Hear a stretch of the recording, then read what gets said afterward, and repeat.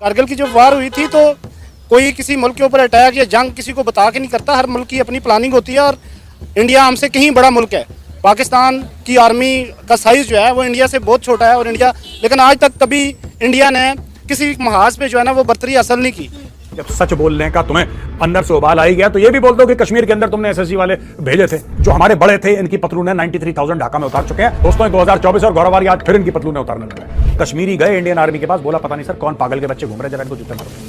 फिर कहते हैं 1971 में बड़े ब्रेवली लड़े। हाँ, हमें पता है कितनी बहादुरी से लड़े। पाकिस्तान किस मोड़ पे आके फंसा है दोस्तों।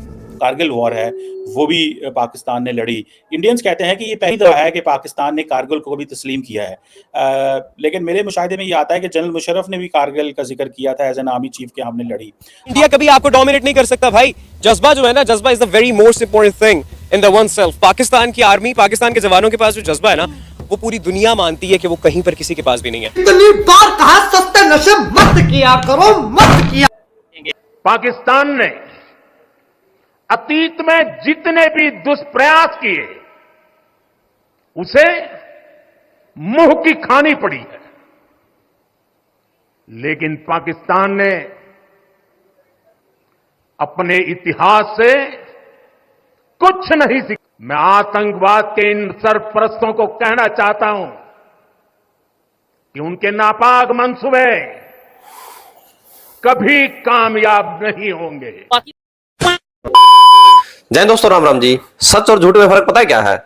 झूठ को याद करना पड़ता है और सच याद रह जाता है। अभी पाकिस्तान का जो रक्षा दिवस था उसके ऊपर आसिम मुनीर ने बोला है कि हमारे सैनिकों ने वो 65 की जंग हो, 71 की जंग हो या फिर 1999 की जंग हो, कारगिल वार बढ़ चढ़कर भाग लिया है और इस्लाम को मजबूत किया है।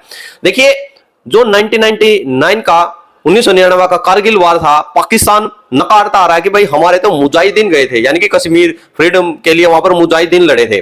बट 1999 की कारगिल वार के जस्ट थोड़े दिन बाद परवेज मुशर्रफ की एक जो है टेप वो है पकड़ ली थी भारत ने, जो कि एक अजीज वो लेफ्टिनेंट था उसके साथ बातचीत कर रहा था, चाइना दौरा था उसका।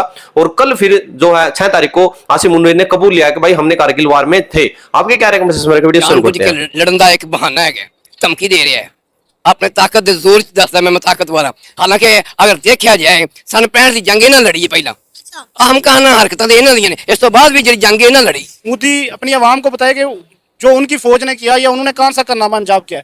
आप देख सकते हैं कि 65 में वो आए थे, उनको मुंह की खानी पड़ी। कारगिल में अगर हमने उनके ऊपर जो कुछ भी किया, उन्होंने कौन सा कोई हमारा 1 इंच भी लिया है तो बता दें। हमारी फौज ने जो उनका हाल और अशर किया था वो उनको बहुत अच्छे तरीके से जानते हैं। आप कहीं बाहर जाए ना, दुबई के अंदर जाओ आप वर्क परमिट के ऊपर काम करने के लिए, भारत और पाकिस्तान वालों को कोई साथ देखेगा ना तो ये कहेगा यार they are from a same family, right?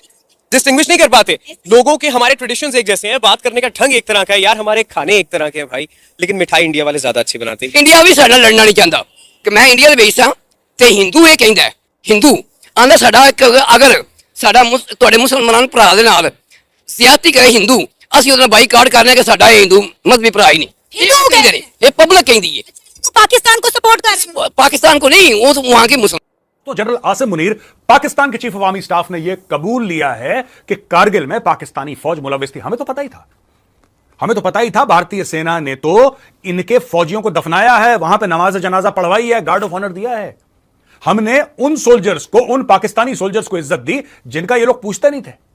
भाई साहब इनका नाम नहीं लेते थे, कह रहे पता नहीं कौन है, मर गए जाने दो, हमारा कोई नहीं है ये, हम इसको जानते ही नहीं कौन है। एक था कप्तान, कैप्टन था कर्नल शेर खान, कप्तान था पाकिस्तानी फौज का कर्नल शेर खान।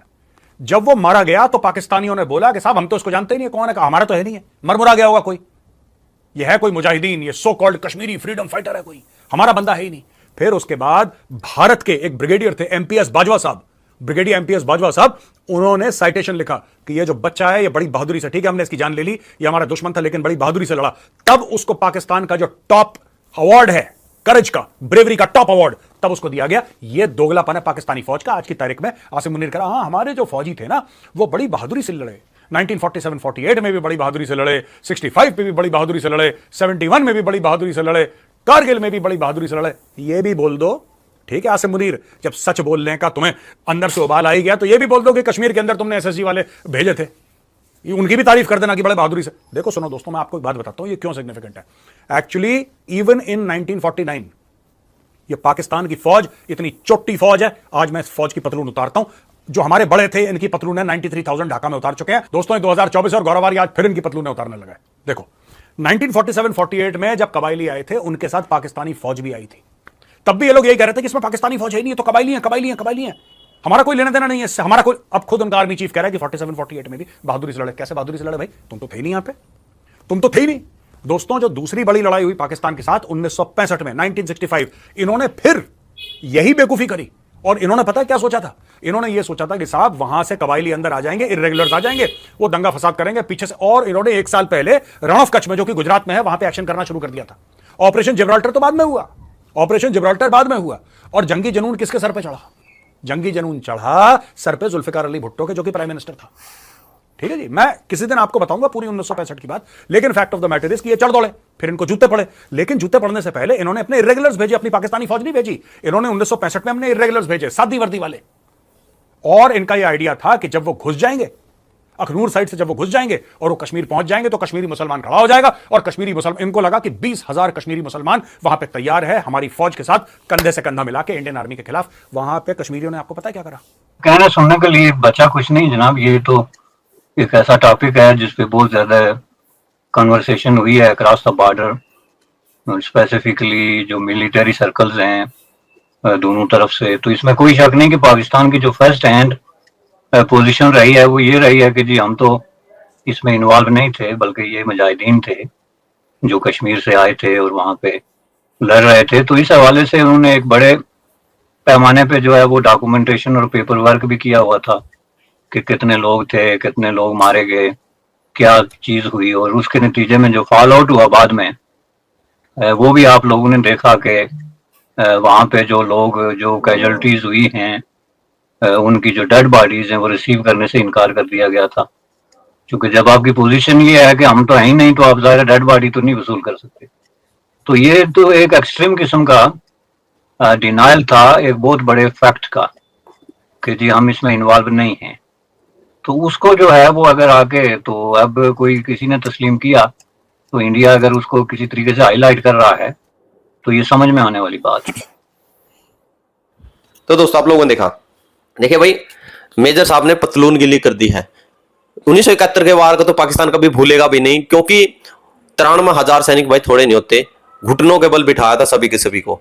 और अभी बात कर ले 1999 की जो कारगिल वार थी, उसके अंदर भाई आप लोगों ने देखा कि किस तरह से भारत ने फतेह की थी और किस तरह से भारत के जवाज, जो सैनिक थे, अफसर थे, किस तरीके से वो जंग जीती गई थी। क्योंकि पाकिस्तान ने नापाक हरकतों से, क्योंकि उस समय मेरे ख्याल में जो समझौता हुआ था कि जो सर्दी के समय है वो भारत के भी और पाकिस्तान के भी यानी कि नीचे आ जाया करेंगे जो सैनिक है, और जैसे ही मौसम सहयोग ऊपर चल जाएंगे। मेरे ख्याल में वो समझौता हुआ था, मेरे को समझौता याद नहीं आ रहा, आप लोग कमेंट में जरूर लिखे जो समझौता किसके तहत है। उसके बाद पाकिस्तानियों ने नापाक हरकतें करते हुए पीछे से चले गए थे, और जो भारत के कश्मीर के चरवाहे थे उन्होंने बताया था कि भी साहब कुछ मूवमेंट वहां पर हो रही है। उसके बाद भारतीय आर्मी वहां पर पहुंची थी, और जैसा कि मेजर साहब ने बताया, जैसे इनका एक ये शेरगिल था, तो जो जज्बा बोलता है ना पाकिस्तानी है हमारी सेनाओं में, वो भाई रिस्पेक्ट सभी की करते हैं भाई, कोई दिक्कत नहीं है, सभी देश के लिए सेनाएं होती है। बट वो कौन सी देश है थू ऐसे देश पर जो अपने सैनिकों के शव लेने से मना कर देता है? आपकी क्या रिकमेंडेशन? जय जवाहर, जय श्री राम।